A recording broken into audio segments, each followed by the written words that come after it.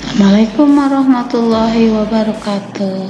Bertemu kembali dengan Bu Guru. Kita akan membahas tentang IPS, yaitu potensi daerah terhadap mata pencaharian. Jadi maksudnya potensi daerah di sini adalah tempat tinggal dan pekerjaan masyarakat. Sebelumnya Ibu Guru sapa dulu anak-anak. Semoga kalian selalu sehat walafiat dan semangat belajar. Nah, balik lagi ke pelajaran IPS.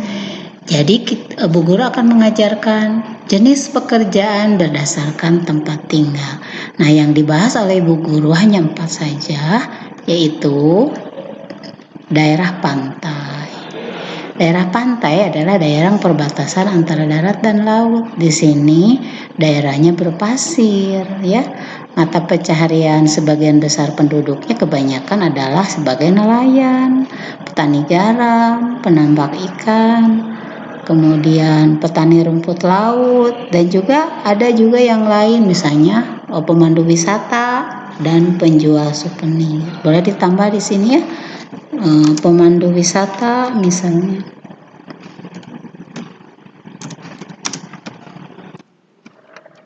Ya.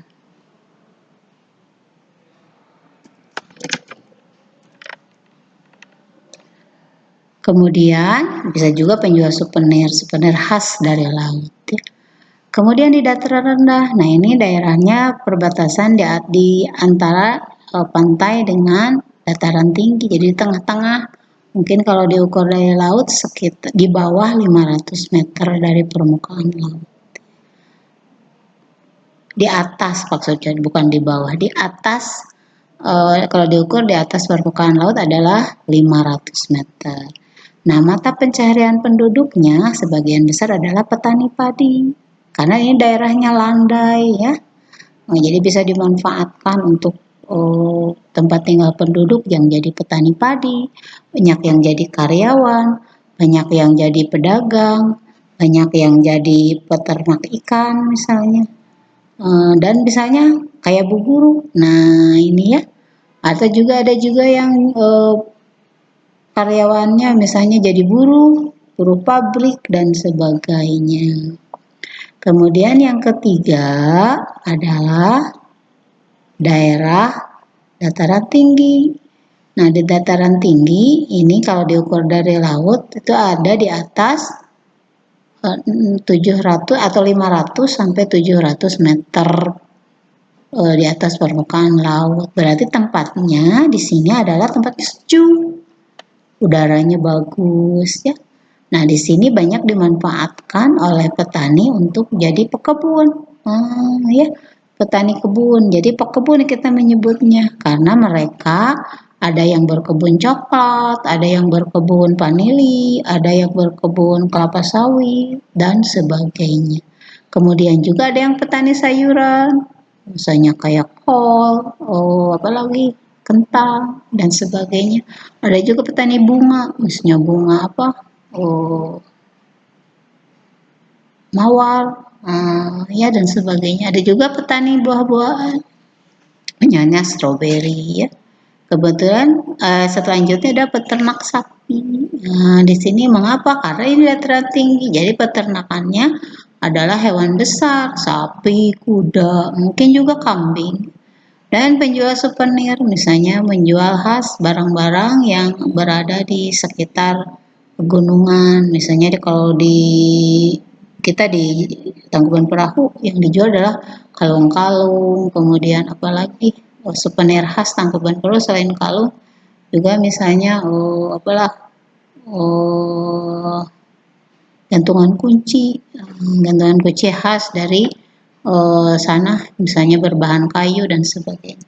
Dan juga penambang, misalnya di sini penambang pasir, penambang dari pasir yang pasir sungai atau pasir dari gunung, gitu ya.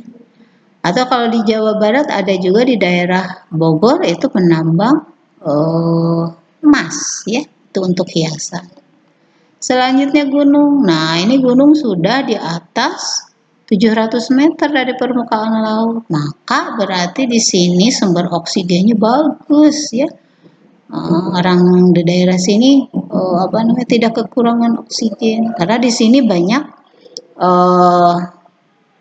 pohon-pohon yang sangat besar. Di sini banyak perkebunan, ya. Perkebunan yang lebih besar, misalnya perkebunan tadi kayak di gunung itu kayak kita lewat ke puncak tuh ada perkebunan teh, ada perkebunan apalagi selain teh ada juga kopi, ya, ada juga perkebunan yang lain. Ada juga perajin kayu, misalnya kayunya dijadikan untuk alat keperluan sehari-hari, misalnya untuk meja, kursi, tempat tidur dan sebagainya. Ada juga tukang kayu ya hanya memotong kayu aja nanti diserahkan ke perajin untuk dijadikan alat-alat keperluan. Tapi bukan merusak hutannya, ya. Tentu saja tukang kayu harus mencari kayu-kayu yang sudah tua usianya, nggak boleh kayu yang muda. Misalnya mereka mencari kayu yang usianya udah 5 tahun, 2 tahun, ya. Kemudian juga ada polisi hutan. Nah, polisi hutan ini menjaga kelestarian hutan supaya tidak dirusak oleh tukang kayu atau orang yang mau merusak, dan juga menjaga kelestarian binatang seperti misalnya harimau, orang utan dan sebagainya. Dan juga penambang. Misalnya di sini di dataran tinggi Dieng itu, ya, di sana banyak juga penambang dari batu-batu itu yang warnanya kuning mengandung belerang nanti diolah menjadi barang-barang yang bisa membuat atau mengobati penyakit gatal, misalnya jadi sabun, jadi minyak, ya, agar nanti penyakit gatal bisa hilang dan sebagainya. Nah, anak-anak, barusan Bu Guru sudah membicarakan jenis pekerjaan berdasarkan tempat tinggalnya, ya. Nah, pekerjaan berdasarkan tempat tinggalnya itu adalah tadi anak-anak lihat ini, ya, potensi daerah itu berarti pekerjaan tempat tinggal berdasarkan atau tempat tinggal mempengaruhi pekerjaan masyarakat, ya. Yang dibahas tadi hanya 4 saja. Mudah-mudahan anak-anak semakin mengerti, semakin paham. Nah, pelajaran IPS-nya sampai di sini dulu. Nanti tugasnya oleh Ibu Guru akan di-share melalui WA Bundanya. Selamat belajar anak-anak. Wassalamualaikum warahmatullahi wabarakatuh.